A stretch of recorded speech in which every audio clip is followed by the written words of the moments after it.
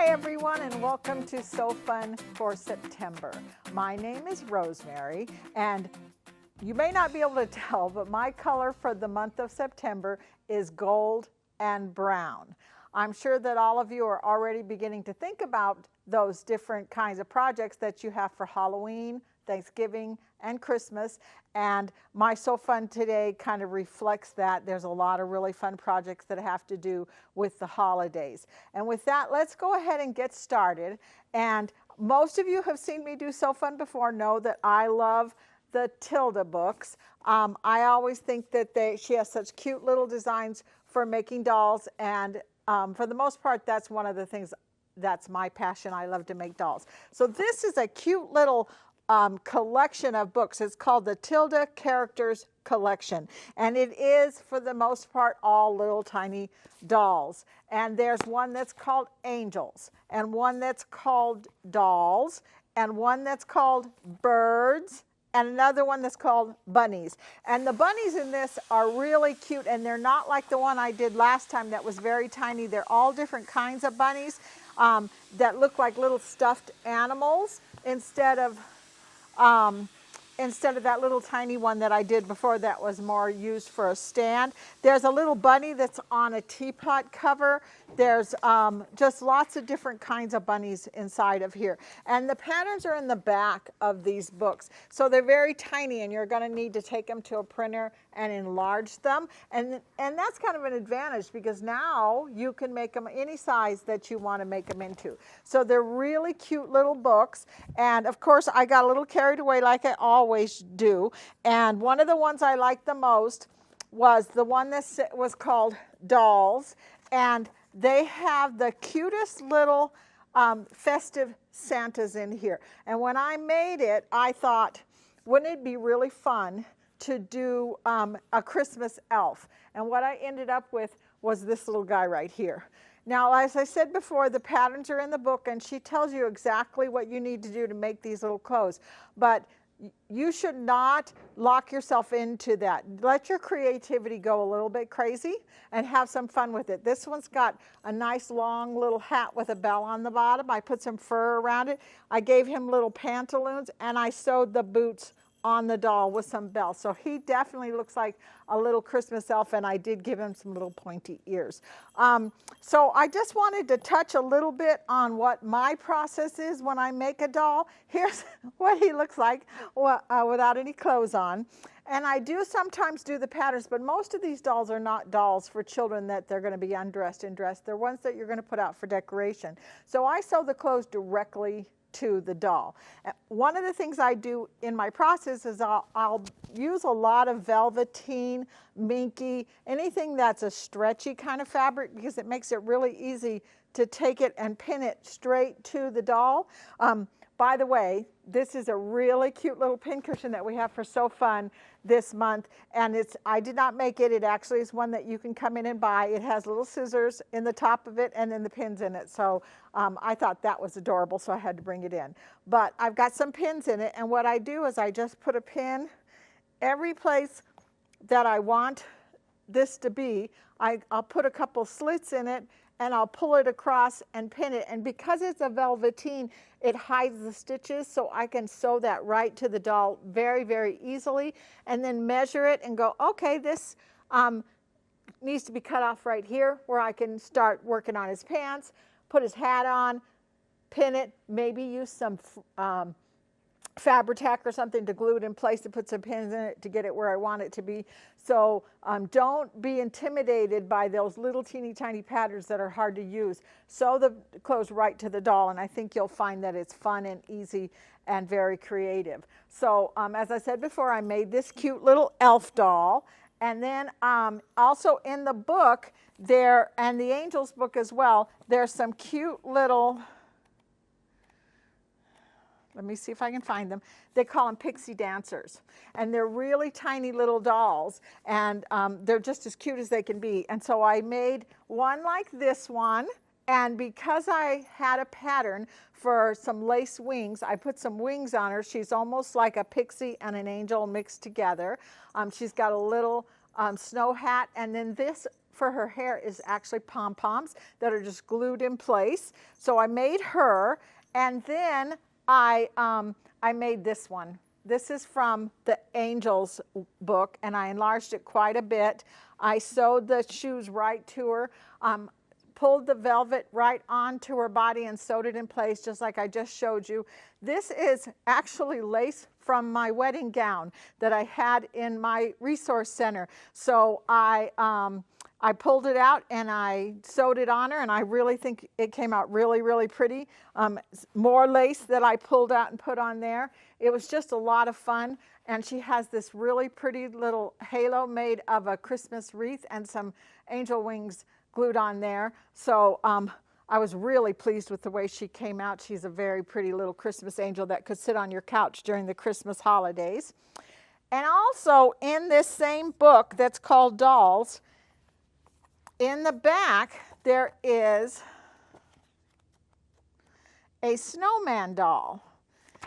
And they're just really, really cute. And I think she made them out of muslin. You could make it out of muslin. You could make it out of all different kinds of Christmas scraps or something like that. I made mine out of a knit velour fabric, and then I sewed the little string to it so he could hang like this, and I thought that was really cute. And then I thought, well, we need a girl one to hang with the boy one, and so I started to make it out of muslin. And I used some really soft yarn for her hair, and I glued this cute little halo on the top of her head. And the more I worked on her, the more I thought she doesn't look like a snowman. I put her two little eyes on it, and I tried to put a snowman's nose on it, and she just would not let me do that. She did not like that one little bit. So she's not so much a snow lady as she is probably just a fat little cute Christmas angel, and I put some little wings on it. They do have wings in the book, all different kinds, that you can go through and pick the one that you think is going to work best for your doll, or you could go looking for a lace wing that's in all different places online with embroidery patterns and stuff like that. So I thought she came out really, really cute. If I had not put this on the top, I think she would make a cute little baby doll for a small child at Christmas time. Her nightgown is made of a flannel with Christmas snowflakes all over it. So that is... Oh, wait, I have one more. So there's another one of the little pixies. You can see that all different sizes, different looks, according to what you use and how you do it. You can do a lot of fun things. Now, this one here has got really skinny yarn. And then the tinier your doll gets, the tinier your yarn needs to be. And we have for So Fun this time, this is called Merino Wool Doll Hair made by Tilda. And it is really fine yarn. And hang on just a minute. I'm going to take all these babies and move them out of the way here. If you take a little piece of this yarn and you cut it the length that your hair is going to be, you can take it and pull it apart like this. It's very easy to pull it apart. Once you pull that yarn apart, it will crinkle. And it makes really good doll yarn. I used it on the big angel. I used it on this little pixie dancer. So use your imagination, have some fun with it. I think you're going to really like these patterns.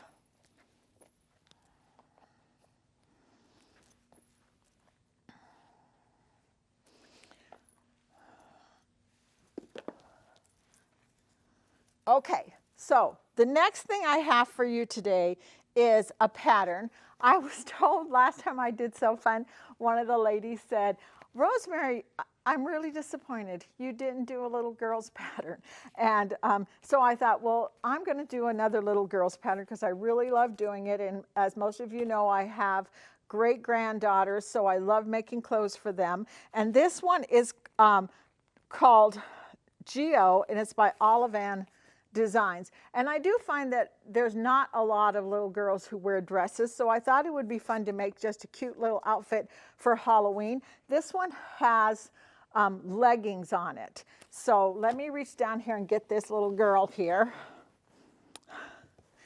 So She has leggings on her. I do have a really good serger that I bought at Rocky Mountain Sewing, and it did a really good job. But I also did the hem and the waistband on my sewing machine. Most of you, I don't care what sewing machine you have, from the most basic entry level to the top of the line, is going to have some great stretch stitches on the machine, and you should utilize those because they do great with this really stretchy fabric that's in the stores right now. And this is very, very stretchy black knit that I made the leggings with.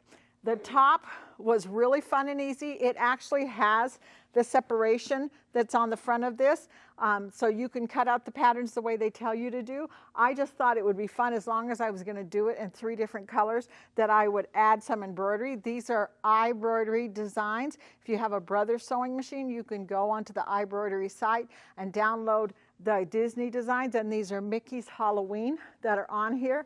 And then I went into my resource center and I found some rickrack that I probably used last year when I did a Christmas dress, an East Halloween dress. And I put that on there. And then this, I thought the black polka dot was just, black fabric with white polka dot fabric was perfect for this little outfit. And then if I turn her around, it has this cute little pleat that goes down the back, and I use this orange Mickey Mouse fabric for her. Easy, easy, easy pattern to put together, really fun, and I'm hoping my great-granddaughter really likes this outfit.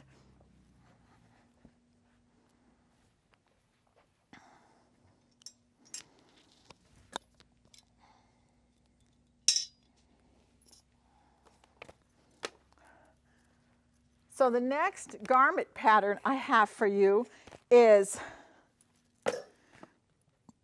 called Santa Rosa Top and Dress. And there is a dress pattern in here, but I thought I wanted to make this short little top. I have a daughter that lives with me, and she really loves Halloween. In fact, when I told her I was going to make this for her, she said, "Oh, Mom, you do realize I'm not going to just wear that during Halloween. I'm going to wear it all year long."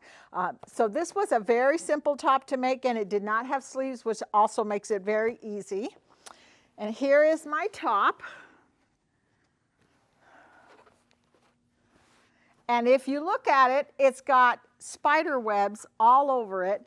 And the fabric I bought from the fabric store had a matching fabric that was yellow, so I bought some of the yellow, and I ended up using it just in the facings and the ends of the sleeves and everything, just adds just a little bit of an extra touch. It has a very simple collar to put on it, and then some buttons that go up the front with a placket, and it has also got a pleat in the back. So if you're not a real experienced sewer and you want to find a blouse that's really easy to do, this was really, really easy.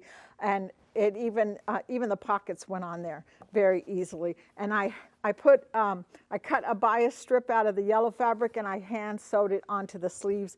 So that came out really, really nice. I just thought that was a nice, fun pattern.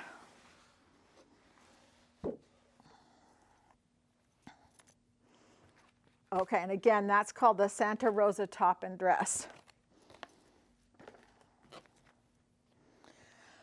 Okay, so I always try and do a purse, and my purses are never really crazy elaborate, and I thought this one would be really fun. It's called Snapshot Fold Over Bag, and it is by Annie's. And I went into my resource center and I looked for fabric, and I found this fabric that I don't even remember when I purchased it, and it's got kind of a old-fashioned antique-y feel, but it's also a sewing theme. It's got buttons and scissors on it, and the silhouettes in the front are somebody sewing. I haven't quite figured out exactly what she's sewing, but I thought that was really a cute purse. Now, what's really neat about this is it's got magnets right here in the front, and it opens up. So when you open it like this, you have a nice big bag with pockets on the inside that you can put things in, and a zipper right here on the top. It has a nice big strap that you can carry it with, and then this folds over and snaps in place. And it even has a nice little pocket on the outside that you can put your phone in. And it's just a fun, easy purse pattern that didn't take me, I think I did it in an afternoon. So I thought that would be a really fun purse for us to do for So Fun.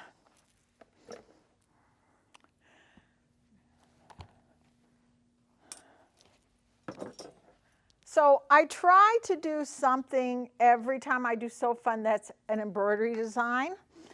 And this is a Kimberbell. It's actually one of their bench pillow designs. It's called Sweetest Pie Bench Pillow.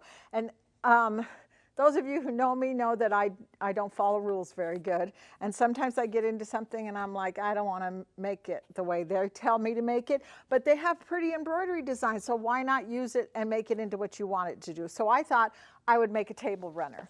And I took the embroidery designs that were on it, and they have a whole lot of different ones if you look through it with directions on how to do it. They have the little mixer with the milk, and they've got mixing designs and stuff, a rolling pin and eggs and a measuring cup and everything. And then they have the pies down at the bottom with directions on how to make them look dimensional the way they are in the pattern. The only thing I really didn't do like the pattern was I didn't put it in the order they said to put it in. I put the mixing stuff on the top and the pies on the bottom. I added some 9 patches here and there. Also fabric from my resource center that I had that had to do with fall. And then they have words that go down the middle of it that says, gather together, give thanks, and eat pie. And I just typed it in with my embroidery machine, and I wrote mix, bake, gather, give thanks, then eat pie. So I just thought that was a really fun little table runner that will go on my table at Thanksgiving. And so I guess your takeaway from this is just have fun. Use those embroidery designs, do whatever you want with them, and make some placemats or something like that, and just enjoy having something fun to make. Okay, so I have something really fun for So Fun this time. This is a little book. It's called The Little Ghost Who Was a Quilt. Isn't that cute? It's a children's book. It's got great illustrations in it. It's a really cute little story of a ghost that is a quilt, and he goes around and gets teased by the other ghosts, and then on Halloween night he finds a purpose in his life as a quilt. So it's just the cutest thing. And so Mallory found this little book, and I had brought in for So Fun this time this charm pack that's called Harvest Wishes by Deb Strain, and we will have these in the stores or online for you to purchase for So Fun. And so Mallory took this and just sewed the charm pack together into squares. Look what a cute quilt this made to go with the little book. And I just thought that was absolutely adorable. And she was saying she might even embroider the ghost face on the quilt to make it go with the book. It isn't finished, but it's going to be a really nice little quilt. The other thing that I did with the charm pack was I had this pattern here. I told you my colors are gold and brown, but one of the whole purposes of our color coding is to say you have these colors, what goes with those colors. And one of the things that that goes with gold and brown is blue. I never would have thought to do it, but this charm pack and this pattern proves me wrong. We do have the panel available to you and the charm pack to make this quilt. It is really cute and really fast and easy. So I'm going to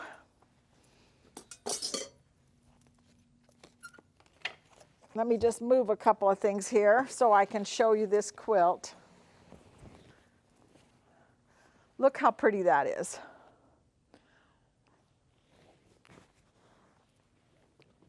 One of the things about this quilt is it has a lot of half square triangles. They go all the way up and down and around.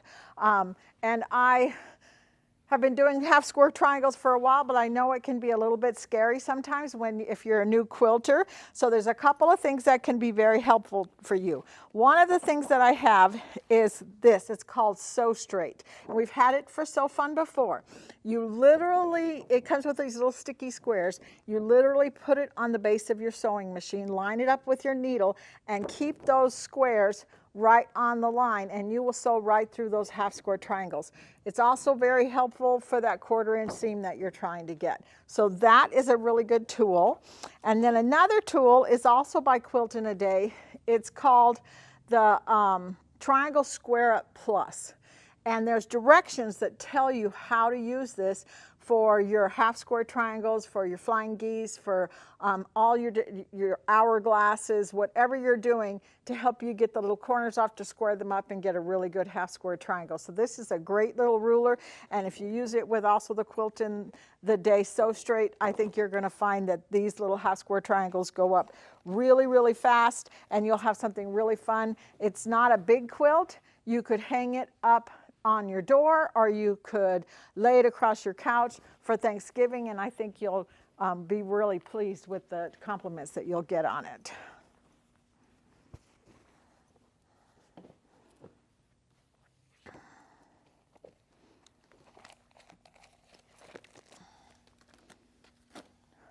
Okay, so another pattern that I had is called Sunnyside. And when I first ordered this, because it's got a lot of blue in it, I actually thought it was the same as the other one, but it's made from a different charm pack that's called Friendly, but it is, that's wrong. It's made from a charm pack, and it is charm pack friendly. The charm pack is actually called Lavender Line, but it is a really fun little quilting and bait, almost all from a charm pack. And I did not have this charm pack. I had a different one, and this is what I ended up making with it, was this quilt right here. And this quilt is completely and totally made of flannel. I got a flannel charm pack from online, and it just has really bright, pretty colors. And then I used some things from my stash so that I could fill in some of the places that needed some more squares and stuff. Even the white that's in the inside is a flannel that we had at the Arvada store that I was able to utilize in this quilt. Really fun to make, and I think it came out really pretty. And then it has pumpkins on the back. So I thought that pattern was really fun. Easy, easy, easy. Lots of little half square triangles and squares to make that pattern.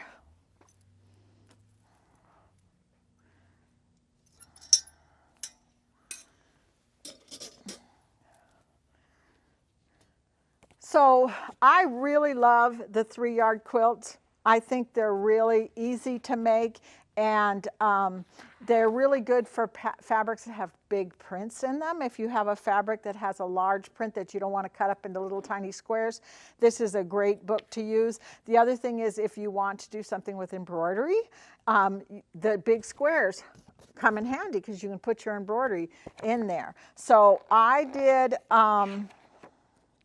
this one here. And I thought, if I'm going to do this, I think I would really like to make something from the designs that are on iBroidery. So I have a little great-grandson. His name is Coda Bear.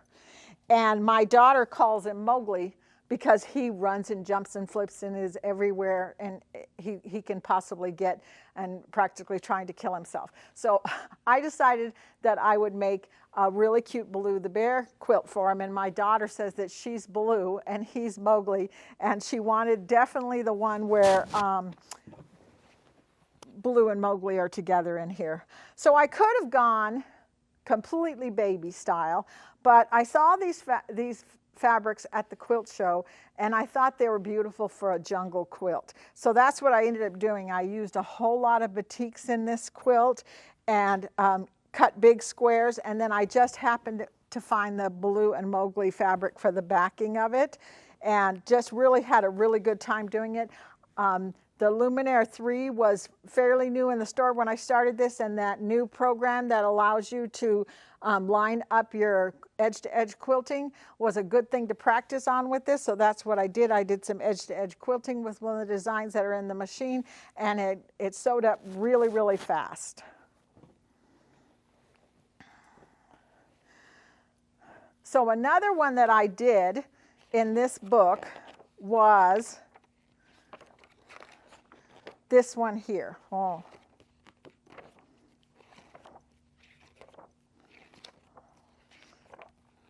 Sorry about this. This one here. I thought this one was really fun. So I've said it already a couple of times. The colors for this month are gold and brown. And a lot of you know that I'm from San Diego. And I know, this is Colorado. But you can't tell a San Diego girl to do gold and brown and not get a pod race quilt. So I made this pod race quilt. My son has been in Colorado since he was 10 years old, but he's still very loyal to the pod race. And he was absolutely thrilled when I told him I was going to make a pod race quilt. And one of the things I thought about when I was making this quilt was, this is just another way to inspire you to think you don't have to do quilt fabrics. You don't have to stick with batiks. You can go to the store, and if you see a fabric, or if you went to a store and you saw fabric that you thought, that's really fun, what am I going to do with it? This is one of the things you can do with it. You can just put it in a quilt for somebody that you know, especially the men in your life, they like quilts too. So that is my pod race quilt that came from this book. So the last thing I have to show you today is called the Raven. And it is a completely applique design. And I think those of us who have embroidery machines, we sometimes get so into the embroidery, we forget that there's a lot of other techniques out there that you can do that are really fun. And I had so much fun making this. It was not quick and easy. It took me a little time. I appliqued every single one of these birds on here on my sewing machine. I actually did it on the Janome M7, and it makes beautiful blanket stitches. And I did use some applique Fuse and Fix, which is a really great product from OESD, so I brought that in, ironed it on the back of all my applique pieces and cut them out, and then ironed them onto the fabric and stitched around each and every one of them. And then I sewed some buttons on here just for a little decoration. I found this fabric with the skulls at Joann's, and I thought it was absolutely perfect.